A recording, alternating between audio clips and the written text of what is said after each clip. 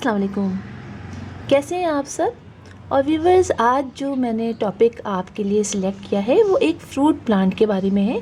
और ये फ़्रूट तो आप पहचान गए हैं, हम सब का ही फेवरेट फ्रूट है, यानी स्ट्रॉबेरी। स्ट्रॉबेरी हम काफ़ी पसंद करते हैं, हम सभी लोग पसंद करते हैं। बहुत सारी डिशेस में इसको ऊपर से डेकोरेट करने में इस्तेमाल करते हैं, इसका शेक पीते हैं। और वैसे भी ये बहुत ही मज़े की मतलब फ्रूट है। और ये कि स्ट्रॉबेरी जो है वो बहुत ज़्यादा इसके अंदर मिनरल्स और विटामिन्स पाए जाते हैं, काफ़ी जूसी होता है। और इसको लगाना बहुत मुश्किल नहीं है, लेकिन हम अक्सर इस प्लांट को अपने घरों में ग्रो नहीं करते हैं, ये समझ के कि ये बहुत ही मुश्किल है। लेकिन एक दफ़ा अगर हम इसके बारे में कुछ मालूमात हासिल कर लेते हैं तो फिर हम इसको आसानी से लगा सकते हैं। मैंने कुछ साल पहले भी इसको लगाया था और काफ़ी अच्छा, काफ़ी बड़ा वो हो गया था। लेकिन फिर मुझे आउट ऑफ द सिटी जाना पड़ा, तो उसके बाद कोई भी पानी नहीं डाला किसी ने भी नहीं डाला, इसलिए कि सभी हमारे साथ गए थे और पूरा हमारा जो प्लांट था, सारे ही मेरे प्लांट सूख गए। जो बड़े बड़े बहुत थे वो रह गए, लेकिन बाकी सारे सूख गए। उसके बाद मैंने नहीं लगाया, लेकिन अब मैं फिर लेकर आई हूँ, इसलिए कि बहुत मेरा दिल चाह रहा था कि स्ट्रॉबेरी को हम घर में ग्रो करें।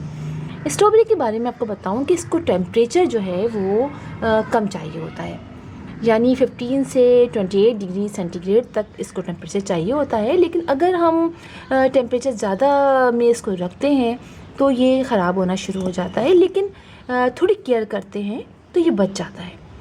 और अब मैं आपको बताती हूँ कि हम इसकी केयर क्या करेंगे। इस प्लांट के बारे में थोड़ा सा आपको बताऊं कि ये देखिए, बहुत छोटे से पॉट में भी हम बआसानी ग्रो कर सकते हैं और इतने मज़े के फ्रूट उसमें निकलते हैं। इसलिए कि ये एक शैलो रूटेड प्लांट है, इसको बहुत ज़्यादा ज़रूरत नहीं होती है रूट की, मतलब बड़े पॉट की। इसके रूट्स छोटे छोटे होते हैं, इसलिए इसको बड़े पॉट की ज़रूरत नहीं होती है। इसको हम हैंगिंग प्लांटर्स में भी बड़ी आसानी से ग्रो कर लेते हैं। छोटे सा जितना छोटा पॉट होता है इसके लिए कोई प्रॉब्लम नहीं होता, तो इसीलिए इसको छोटे छोटे पॉट में लगा लिया जाता है, छोटी छोटी बास्केट्स में लगा लिया जाता है। और आप देखिए कितने छोटे से पॉट में लगा हुआ है, ये 6 इंच का पॉट है और उसमें आप देखिए कितनी सारी स्ट्रॉबेरीज़ निकल रही हैं। आप ये देखिए, ये मेरे पास काफ़ी दिनों से है और पहले इसमें एक स्ट्रॉबेरी थी, अब ये इसमें काफ़ी ज़्यादा निकल आई हैं। अच्छा, इसको सीड के ज़रिए भी ग्रो करते हैं, इसके अलावा इसके रनर्स भी निकलते हैं जिससे ये ग्रो किया जाता है, मल्टीप्लाई किया जाता है। सीड तो आप देखिए, ये ऊपर जब देख रहे हैं, ये जो ऊपर जो छोटे छोटे से होल से बने हुए हैं, इसके अंदर छोटे छोटे से ये हैं। तो ये सीड पक जाती, जब ये स्ट्रॉबेरी पूरी पक जाती है तो ये ब्लैक से हो जाते हैं।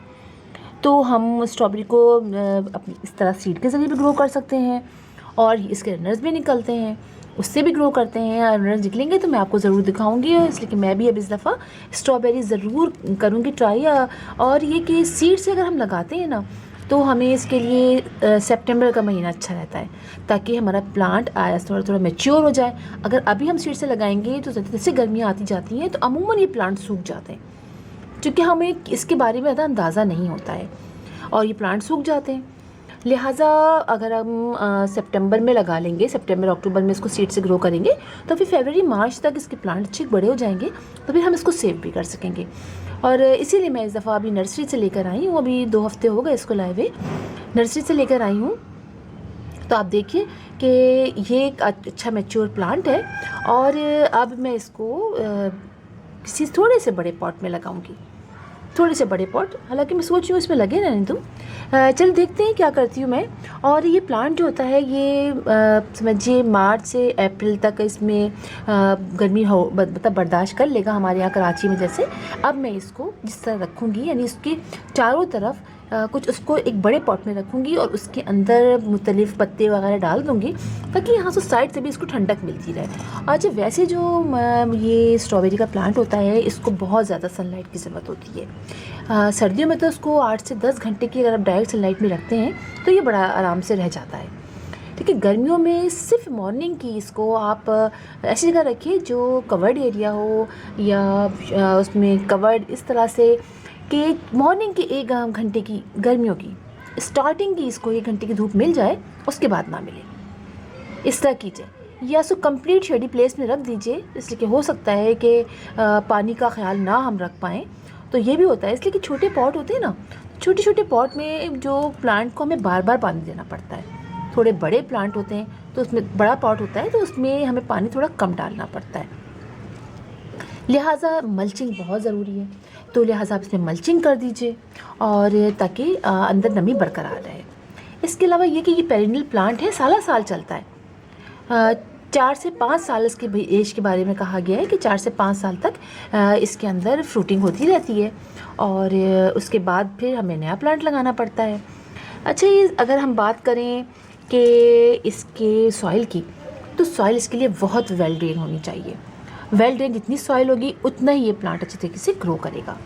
तो उसके अंदर आप कोकोपीट ले लीजिए, आप सैंड ले लीजिए, सैंड रिवर सैंड जिसे बालू मट्टी हम कहते हैं वो ले लीजिए, कंपोज ले लीजिए। मतलब बहुत अच्छी इसकी रिच सॉइल बनाइए, इसलिए कि इसको बहुत ज़्यादा फर्टिलाइज़र की भी ज़रूरत होती है, वो भी ऑर्गेनिक फर्टिलाइज़र इसके लिए बहुत अच्छी है। और फंजीसाइड आप ज़रूर इसके अंदर अप्लाई कीजिएगा अगर आप अभी लगा रहे हैं।